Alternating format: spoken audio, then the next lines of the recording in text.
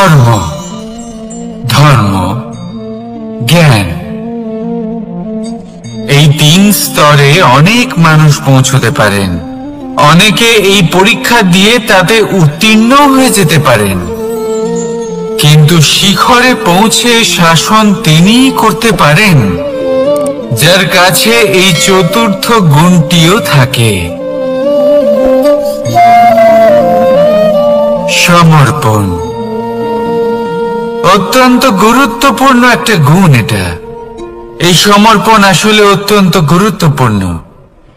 পূর্ণ সমর্পণ দরকার নিজের লক্ষ্যের প্রতি, সমর্পণ নিজের কর্তব্যের প্রতি, সমর্পণ নিজের আত্মার থেকে নির্গত স্বরের প্রতি, সমর্পণ নিজের রথির প্রতি, অর্থাৎ আমার প্রতি। এবার এই পরীক্ষায় অত্যন্ত কঠিন এক বাঁক আসতে চলেছে, যেখানে সারথীকে সমর্পণের নিরিখে পরীক্ষা করা হবে, আর তাতে উত্তীর্ণ হওয়ার পরেই তার হাতে ধর্ম স্থাপনের রথের রাশ তুলে দেওয়া হবে। দেখা যাক কি হয়। ততক্ষণ আপনি প্রসন্ন থাকুন আর আমার সাথে ভালোবেসে বলুন, রাধা রাধা। এই পাথর দেখতে পাচ্ছেন আপনি? কত গোল, কতটা চকচকে।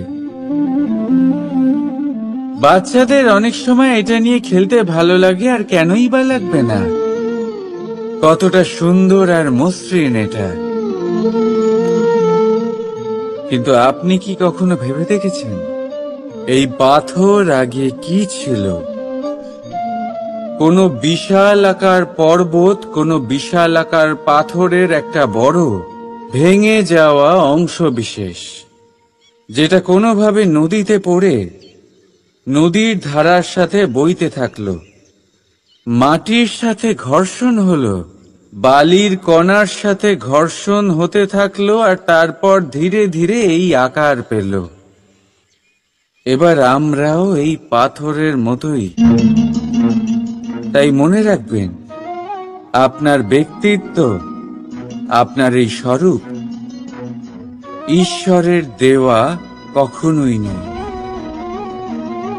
হ্যাঁ, প্রকৃতি অবশ্যই আপনাকে জন্ম দিয়েছেন, কিন্তু আপনি নিজে নিজের ব্যক্তিত্বের রচয়িতা, আর আপনি তা রচনা করেন কঠিন পরিস্থিতির মুখোমুখি হয়ে, সংকটের ধারা পার করে। তাই আপনিও এই পাথরের মতো নিরন্তর চেষ্টা করতে থাকুন, নিজের অস্তিত্ব বজায় রাখুন, এই অস্তিত্বকে মহান করতে থাকুন, আর আমার সাথে ভালোবেসে বলুন, রাধা রাধা। দেখতে গেলে এই সংসার বড়ই সুন্দর,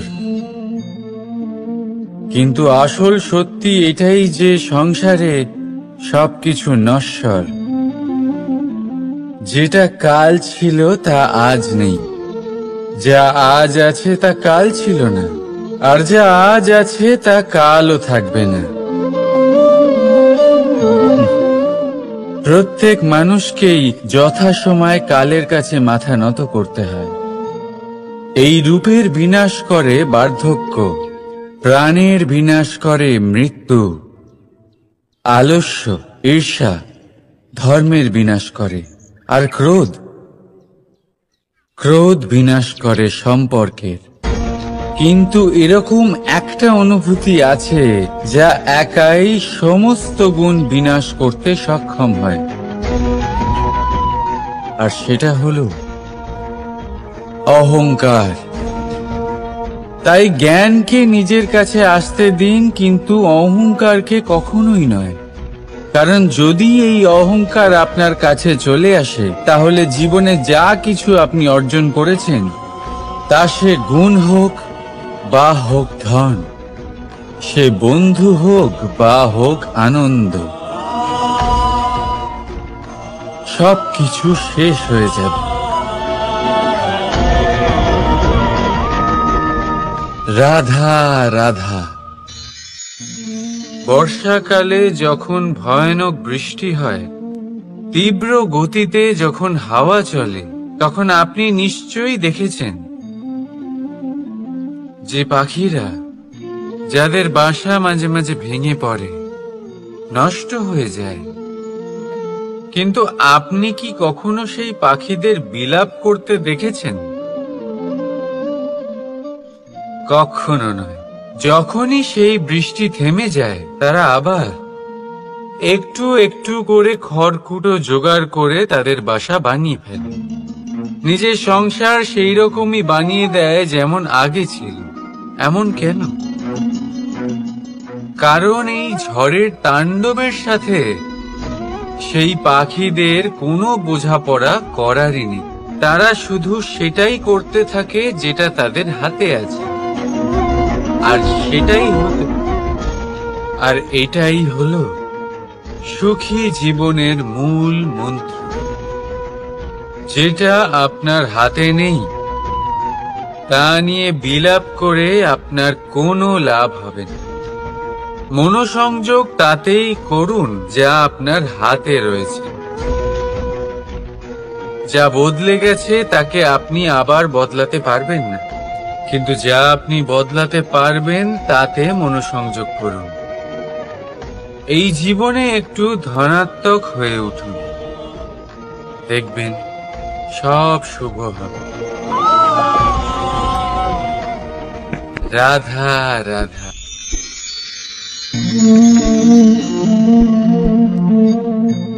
ছোটবেলায় একটা জিনিস আমি কখনো বুঝে উঠতে পারিনি। আমি সবসময় আশ্চর্য হয়ে থাকতাম যে এটা কি করে সম্ভব হতে পারে।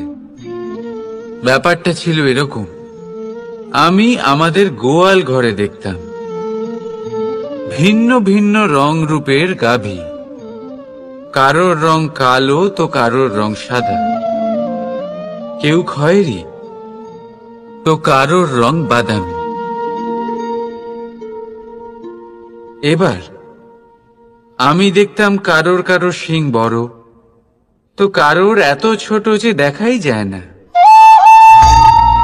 কোনো গাভী আকারে ছোট ছিল তো কেউ একটু বড়, কিন্তু যখন সেই সব গাভী দুধ দিত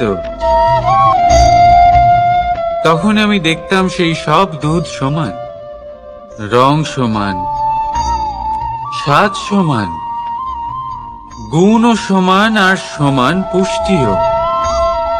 এবার আমি এটা বুঝতে পারতাম না।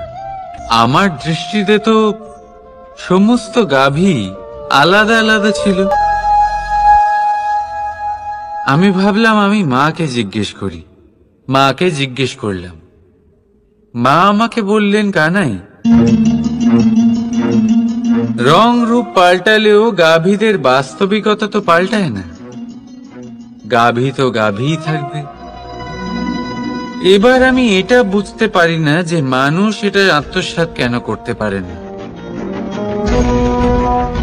দেখুন, রং, রূপ, জাত, ধর্ম, ভাষা, এই সবের উপরে হলো মনুষ্যত্ব। আর মনুষ্যত্বের একটাই ধর্ম, আর সেটা হলো প্রেম। তাই এই প্রেম আপনি সকলের সাথে ভাগ করে নিন। প্রেমের সাথে সকলের সেবা করুন। এই মনুষ্যত্বর অমৃত চেখে দেখুন, আর আপনি বুঝে যাবেন যে আমরা কেউ আলাদা আলাদা নই।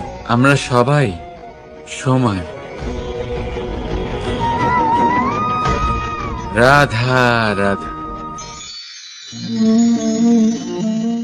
সাগর, কত বিশাল হয় এই সাগর! কি না করতে পারে এই সাগর! এক মুহূর্তের মধ্যে সব ধ্বংস করে দিতে পারে, প্রলয় ডেকে আনতে পারে, সংসার মুছে ফেলতে পারে। এই সাগর জীবন জ্যোতি নিভিয়ে দিতে পারে। কিন্তু এই সাগর যা মেটাতে পারে না তা হলো একজন তৃষ্ণার্তের তৃষ্ণা।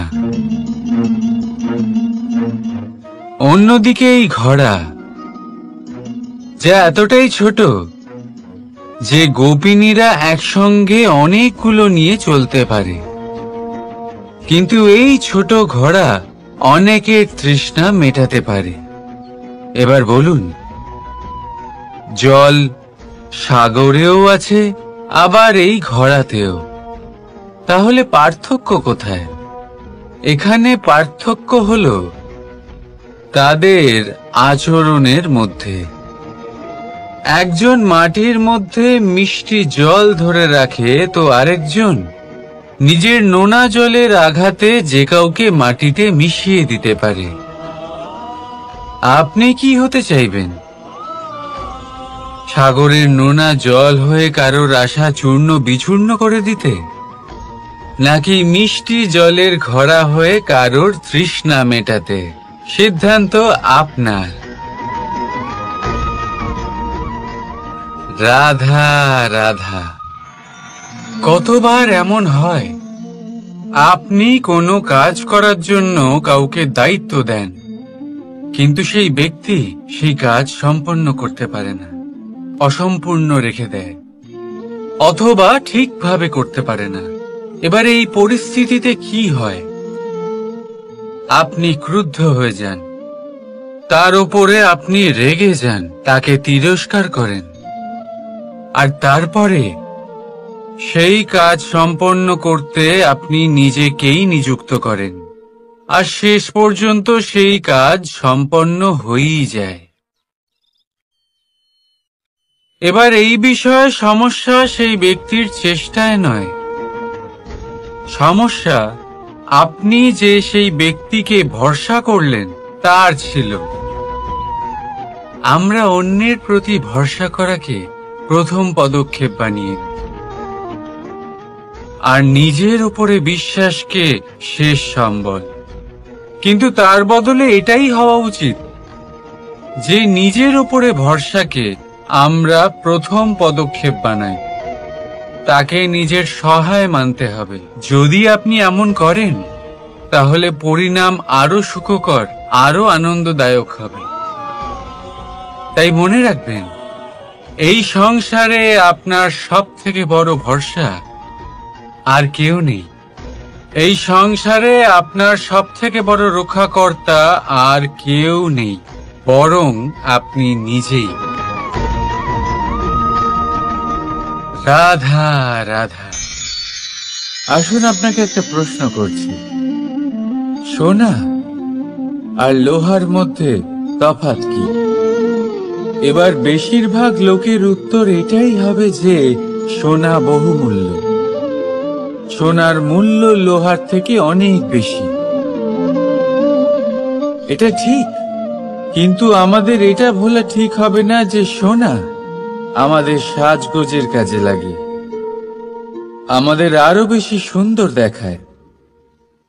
অন্যদিকে লোহা সেই সৈনিকদের ঢাল ও তলোয়ার হয়ে তাদের রক্ষা করে, যারা আমাদের প্রাণকে রক্ষা করেন। এই সৈনিক না থাকলে আমাদের প্রাণও থাকবে না। এবারে বলুন, সোনার মূল্য বেশি হওয়াতে কি লোহার মূল্য কমে যায়? কখনোই না। ঠিক সেইভাবে এই জীবনে আপনি যতই চেষ্টা করুন, কিছু না কিছু এমন থেকে যাবে যা আপনি কখনোই পাবেন না, আর সেই কারণে নিজেকে অক্ষম মনে করা অনুচিত। হতে পারে আপনার কাছে সেই গুণ আছে যেটা সংসারে আর কারোর কাছে নেই। সেই গুণটাকে চিনুন, সেটাকে বাড়ান, আর সেটাকে ব্যবহার করুন। তাই মনে রাখবেন, সংসারে প্রত্যেকটা ব্যক্তি বিশেষ হয়, আর এই সংসারে সবাই সবকিছু পায় না। নিজেই দেখে নিন, সোনাকে যে দোকানে সাজিয়ে রাখা হয়, সেই দোকানের তালা লোহা দিয়ে তৈরি হয়। রাধা রাধা। সংসারে সব থেকে বেশি দামি কি, সব থেকে বেশি মূল্যবান কি? কেউ বলবে সোনা, কেউ বলবে রত্ন, কেউ বলবে মুক্ত, কেউ বলবে মানিক। এগুলো কতটা মূল্যবান? ধরুন, কিছু সোনার মুদ্রা দিয়ে আমরা মুক্ত কিনতে পারি, কিছু মুক্ত দিয়ে একটা মানিক, কিছু মানিক দিয়ে কিনতে পারি একটা হিরে। কিন্তু এই জগতের সমস্ত ধন খরচ করেও একটা জিনিস আমরা কিনতে পারবো না, আর তা হলো একটা মুহূর্ত। কি হলো? সত্যি সামনে এসে গেল।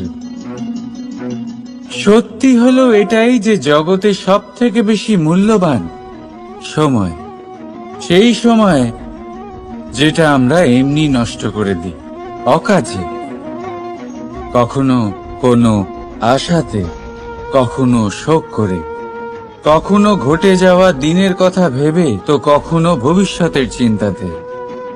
এই সময়ের সদ্ব্যবহার আমাদের করা উচিত।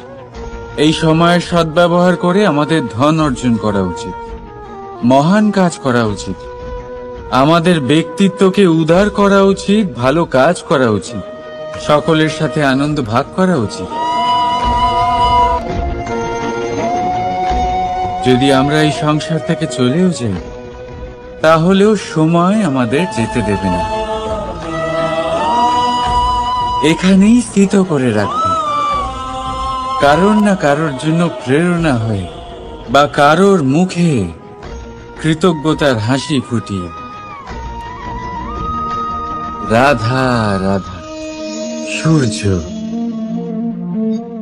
এই সংসারে সব থেকে বেশি তেজস্বী এই সূর্য, সব থেকে বেশি উজ্জ্বল, সব থেকে বেশি শক্তিশালী। কিন্তু আপনি কি কখনো সূর্যোদয় দেখেছেন? এই শক্তিশালী সূর্য কিভাবে উদয় হয়? লাল রঙের আভার সাথে, সৌম্যতার সাথে, শান্তির সাথে উদয় হয়। কখনো সূর্যাস্ত দেখেছেন? সেই লাল রঙের আভা, সেই সৌম্যতা, সেই একই শান্তি। আর এটাই একজন মহান ব্যক্তিত্বের গুণ। যখন জীবনে উত্থান ঘটে তখনও অহংকার করেন না, সৌম্যতা বজায় রাখেন। আবার যখন জীবনে ক্ষতি হয় তখনও সৌম্যতা বজায় রাখেন। যদি আপনিও চান সূর্যের মতো আপনি সম্মান পাবেন, তাহলে সূর্যের মতন হন। যখন জীবনে আনন্দ আসে, কুশল আসে, তখন সীমা লঙ্ঘন করবেন না। যখন জীবনে দুঃখ আসে, কষ্ট আসে, বিনাশের পথে অগ্রসর হবেন না। সৌম্য থাকুন, শান্ত থাকুন, সূর্যের মতো চকচক করতে থাকুন। কারণ সব মুহূর্তের মতোই এটাও একটা মুহূর্ত। তাতে আপনি আনন্দ লাভ করুন বা পান দুঃখ, এই মুহূর্ত অবশ্যই চলে যাবে। রাধা রাধা। আপনি ওই কথাটা নিশ্চয়ই শুনেছেন, যখন ভগবান একটা দরজা বন্ধ করেন তখন অন্যদিকে অনেক দরজা খুলে দেন। এবার এই দরজা, এই সমস্ত পথ আমরা দেখতে পাই না, অনেক সময় আমরা বুঝতে পারি না, হারিয়ে যায় সব। কখনো কখনো মনে হয় যে এই কথাটাই মিথ্যে, কিন্তু আসলে তা তো নয়। তাহলে হারিয়ে যায় কেন? কারণ আমরা সময় নষ্ট করি এই দরজার দিকে তাকিয়ে থেকে। ভাবি এই বুঝি দরজা খুলবে, এবার দরজা খুলবে। অপেক্ষা করতে করতে আমরা অনেক সময় নষ্ট করে ফেলি। এত সময় নষ্ট করি যে আমরা দেখতে পাই না, খুঁজে পাই না সেই সমস্ত দরজা আর পথ যা আমাদের জন্য খোলা রয়েছে। যদি খুঁজেই না পাই তাহলে তা ব্যবহার করব কি করে? মনে রাখুন, ভগবান সব সময় আমাদের সাথে রয়েছেন, আমাদের সাহায্য করছেন। এই পথ সব সময় আছে, সর্বত্র আছে। দরকার রয়েছে শুধুমাত্র দৃষ্টির, দৃষ্টিভঙ্গি এবং ভাবনার।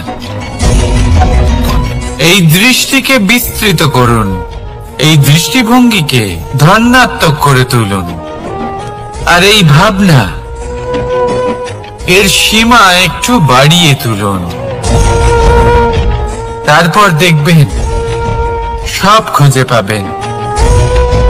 আসলে কি, এই যে ঈশ্বর, এই যে পরমাত্মা, তা আমাদের সাথে রয়েছে, আমাদের মনের মধ্যে রয়েছে। যিনি তাকে মন থেকে চাইবেন, তিনি তাকে মনের মধ্যে অবশ্যই খুঁজে পাবেন। যদি উনি মন থেকে চান পথ খুঁজে পেতে, তাহলে তিনি অবশ্যই পথ খুঁজে পাবেন। তাহলে আসুন আমার সাথে ভালোবেসে বলুন, রাধা রাধা। ধর্ম। আমরা সকলে ধর্মের বিষয়ে কথা বলি, কখনো নিজের ধর্মের বিষয়, আর কখনো অন্যের ধর্মের বিষয়। কখনো আমরা অধর্ম দেখলে সেই বিষয়ে কথা বলি। অনেক রকম আলোচনা হয়, কিন্তু এই ধর্ম আসলে কি, সেটা কি কেউ বোঝে? যদি আমি আপনাকে উত্তর দিই, এই উত্তর সরল। ধর্ম হলো তাই যা মানুষকে অন্য মানুষের সাথে, সমস্ত বিশ্ব সংসারের সাথে আনন্দ সহকারে বাঁচতে শেখায়। সেই জন্য আপনি যদি কখনো কোনো ধর্মীয় স্থানে যান, সেই ধর্মীয় স্থানে গিয়ে আপনার শান্তির অনুভূতি হয়, তাই না? কিন্তু দেখুন, ধর্মের জ্ঞান থাকলেই সেই মানুষ ধর্মের পথে চলতে পারবে এমন কোনো কথা নেই। অনেক সময় সম্পর্কে যখন সংঘর্ষ বেড়ে যায়, তখন ইচ্ছের জন্ম হয়, ক্রোধের জন্ম হয়, অহংকারের জন্ম হয়, আর তারপর বিনাশ হয়ে যায় এই ধর্মের। সেই জন্য দ্বিতীয় সব থেকে গুরুত্বপূর্ণ গুণ যা আমার সারথীর মধ্যে থাকা উচিত, তা হলো ধর্মবীর হওয়া। এবার দেখতে হবে সেটা এই যে কে হবে সেই ব্যক্তি যিনি এই স্বয়ম্বরে নিজের ধর্মে অটল থাকবেন।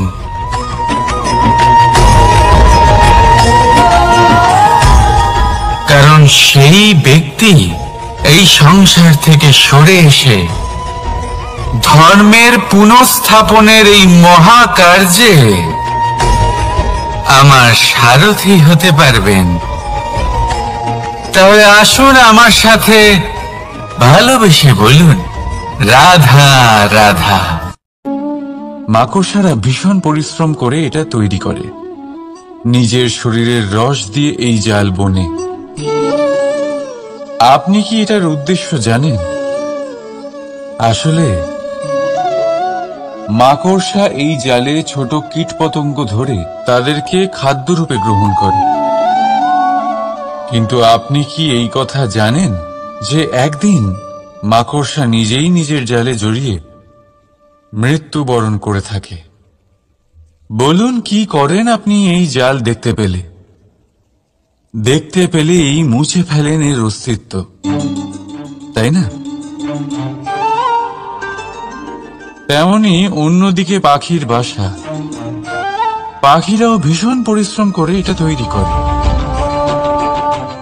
কিন্তু যদি পাখি একদিন এটা ছেড়ে চলে যায়, তাহলেও লোকে এটা নষ্ট করে দেয় না। কারণটা কি? এর কারণ হলো এর নির্মাণ জীবন সঞ্চারের জন্য করা হয়েছিল, নষ্ট করার জন্য নয়। তাই মনে রাখবেন,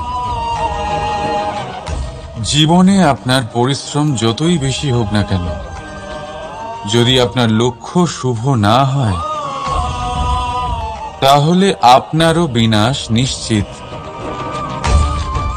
তাই সৃজন করতেই থাকুন আর মুগ্ধ হয়ে বলুন, রাধা রাধা।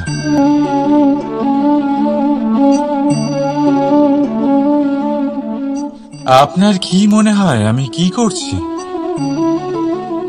আপনি বলবেন আমি প্রদীপ জ্বালাচ্ছি। সঠিক, কিন্তু প্রশ্ন হচ্ছে যে আমি কি আপনাকে বলেছি যে একে প্রদীপ বলা হয়? না। এই প্রদীপ কি নিজেই নিজের পরিচয় আপনাকে দিয়েছে? না। তাহলে আপনি কি করে জানলেন যে একে প্রদীপ বলা হয়? উত্তর হচ্ছে প্রকাশ। যে স্বয়ং জ্বলে অন্ধকারের মধ্যে সংসারকে পথ দেখায়, সেটাই প্রদীপ। যা নিরাশার মাঝে আশার আলো প্রদর্শন করে, সেটাই প্রদীপ। অপর দিকে আছে সাপ, যাকে না দেখেও তার ফনার আওয়াজ শুনেই লোকে ভয় পেয়ে যায়। তার মানে ব্যক্তির পরিচয় তার কর্মের দ্বারা পাওয়া যায়। তাই আপনার এটা বলার প্রয়োজন নেই যে আপনার পরিচয় কি।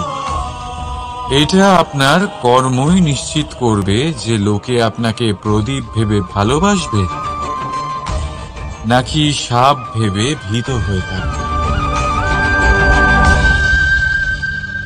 রাধা রাধা। সময় কত বিচিত্র হয়। সময় আমাদের পক্ষে থাকলে আমরা নিজেদের রাজা মনে করে নিই, আর সেই সময় যদি বিপক্ষে চলে যায় তাহলে নিঃস্ব হতে সময় লাগে না।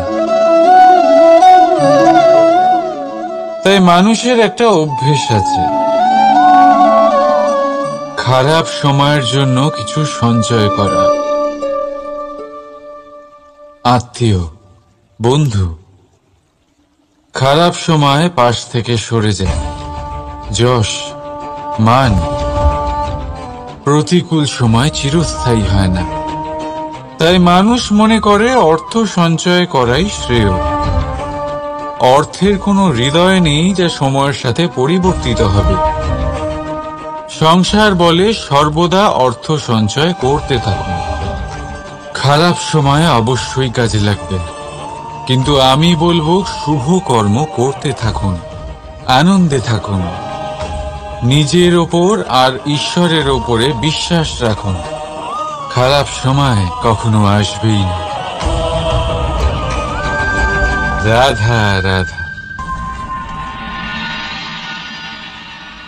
প্রকৃতি মানুষকে এক বিশেষ শক্তি দিয়েছে, অন্য জীবের থেকে বেশি শক্তি দিয়েছে। স্মরণ শক্তি। এই শক্তি মানুষকে অন্য জীবের থেকে ভিন্ন করে, ইতিহাস রচনা করার প্রেরণা দেয়, জ্ঞানকে বংশানুক্রমে এগিয়েও নিয়ে যায়। আর যারা ভুলে যান, অধিকাংশ সময় তারা উপহাস আর দয়ার পাত্র হয়ে যান। কিন্তু এটাই কি প্রকৃত রূপে সত্য? না। এই স্মরণ শক্তি মানুষের বিকাশে সব থেকে বড় বাধা হয়ে দাঁড়ায়। তার মনকে দূষিত করে দেয়। খারাপ অভিজ্ঞতা, কারোর করা বিশ্বাসঘাতকতা, কারোর কটাক্ষ বেশিরভাগ মানুষই ভুলতে পারেন না, আর তারপর প্রতিশোধ নিতে উদ্যত হন। প্রথমে সময় নষ্ট করেন প্রতিশোধের প্রস্তুতিতে, আর তারপর সময় নষ্ট করেন প্রতিশোধ নেওয়ার সুযোগ খুঁজতে। যদি সন্তুষ্টি পেতে চান, যদি জীবনে আনন্দ পেতে চান, তাহলে স্মরণ শক্তির সদ্ব্যবহার করুন। নিজের স্মরণ শক্তিকে চালনা করুন শুধুমাত্র ভালো কথা আর ভালো স্মৃতির দিকে। জীবনে আনন্দ পাবেন। রাধা রাধা। মানুষ নিজের পরিবারের জন্য কত কিছুই না করে, দিন রাত পরিশ্রম করতে থাকে যাতে তার পরিবারের প্রয়োজন পূরণের জন্য অর্থ রোজগার করতে পারে। কিন্তু শুধু অর্থ রোজগার করাটাই কি যথেষ্ট? আপনি বলবেন, হ্যাঁ নিশ্চয়ই, অর্থ দিয়ে সব কিছু পাওয়া যায়, বিদ্যা পাওয়া যায়, বাড়ি পাওয়া যায়, ওষুধ পাওয়া যায়, আর কত কিছুই না পাওয়া যায়। এইসব একটা পর্যায় পর্যন্ত সঠিক, কিন্তু একটু মন দিয়ে ভেবে দেখুন, যখন কোনো শিশু অসুস্থ হয়ে পড়ে তখন সে ওই তিক্ত ওষুধ কেন খেয়ে নেয়?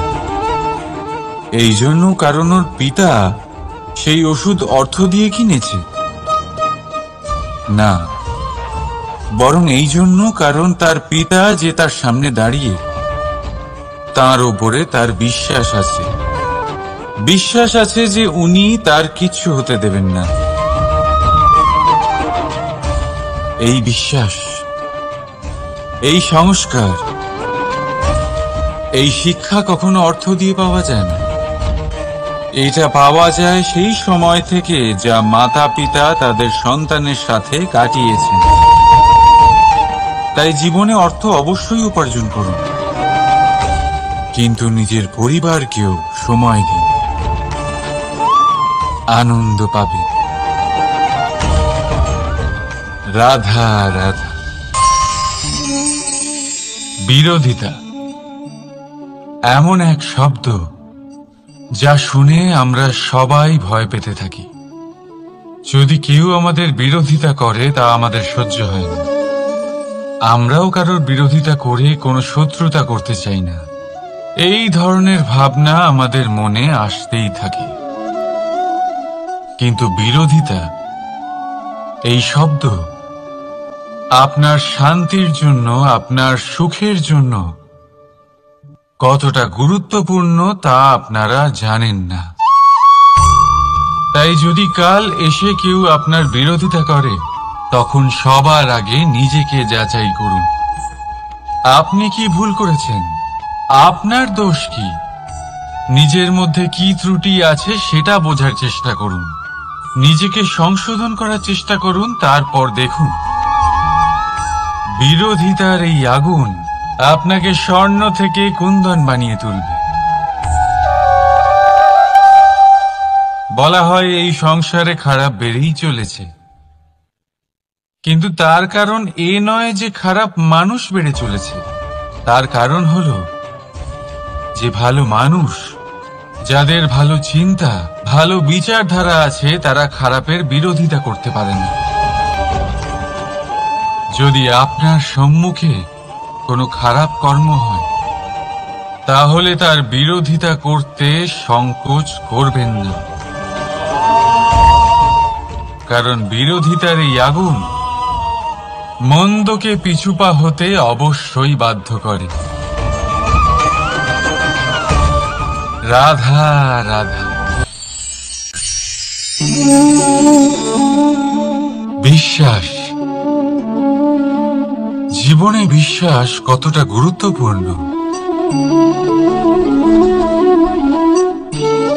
একজন স্ত্রী তার স্বামীর হাত ধরে যে কোনো জায়গায় যেতে পারেন, এর কারণ হলো বিশ্বাস। তার নিজের স্বামীর ওপরে বিশ্বাস আছে। যখন একজন মা তার ছোট বাচ্চাকে কোলে তুলে হাওয়ায় ওঠায়, তখন সেই বাচ্চা ভয়ভীত হয়ে যায় না। তার কারণ হলো বিশ্বাস। তার বিশ্বাস আছে যে তার মা তার কিচ্ছু হতে দেবে না। এক বৈদ্যের দেওয়া ঔষধ সন্তান কিছু না বুঝে শুনেই খেয়ে ফেলে। সেই বৈদ্যের জ্ঞানের বিষয়ে তার কোনো ধারণাই থাকে না, শুধু নিজের পিতার উপরে বিশ্বাস আছে যে তার পিতা তাকে খারাপ কিছুই দেবে না।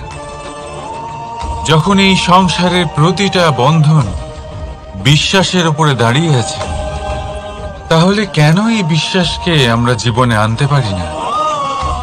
আপনি নিজেই দেখুন, এই বিশ্বাস নিজের জীবনে এনে দেখুন, সবকিছু আরো সুন্দর হয়ে যাবে।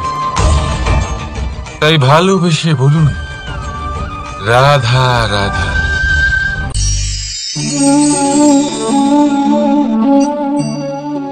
অহংকার,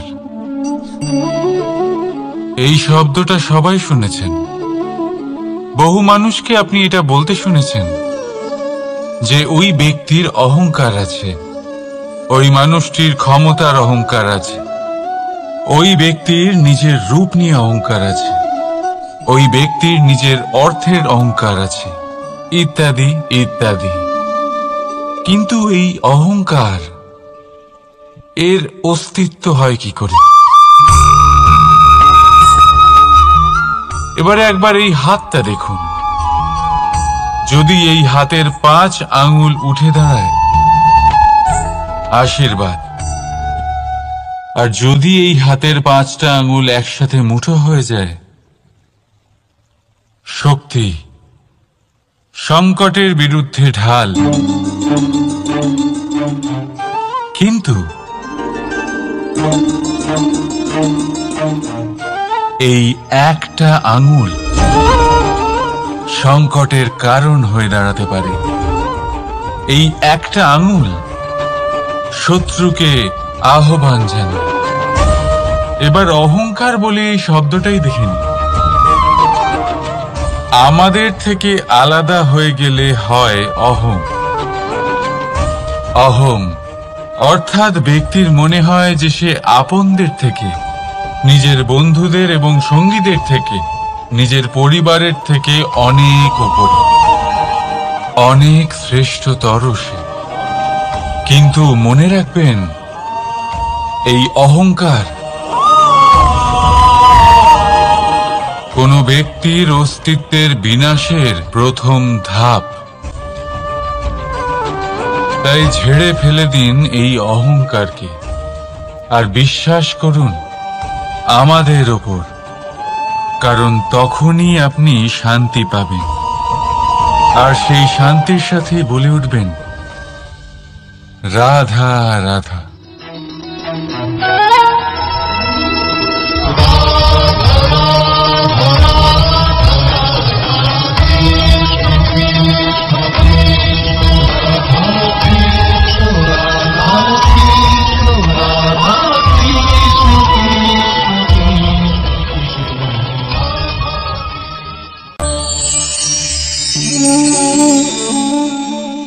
সাফল্য। যদি আপনাকে জীবনে সাফল্য পেতে হয়, তাহলে আপনি একাধিক মানুষ পাবেন যারা একাধিক উপায় বলবে আপনাকে সাফল্য পাওয়ার। দীর্ঘ সময় ধরে পরিশ্রম, চেষ্টা, নির্ধারণ, নিষ্ঠা এই বিষয়ে ভাষণ দিতে থাকবেন। একাধিক রকমের উদাহরণ আপনার সামনে তুলে ধরবেন। কিন্তু আমার এটা মনে হয়, আমরা কেন সেই বিষয়ে কথা বলি না যা মানুষকে অসফল করে তোলে? শুধু দুটো ব্যাপার অসফল হওয়া নিশ্চিত করে। শুধু 2 ধরনের মানুষ বেশিরভাগ অসফল হন। প্রথম তারা যারা ভাবে অনেক কিছু কিন্তু কিছুই করে না। আর দ্বিতীয় তারা যারা অনেক কিছু করতে থাকে কিন্তু ভাবনা চিন্তা না করে। ভাবনা আর কর্ম, এদের মাঝে সামঞ্জস্য রাখা খুব জরুরি।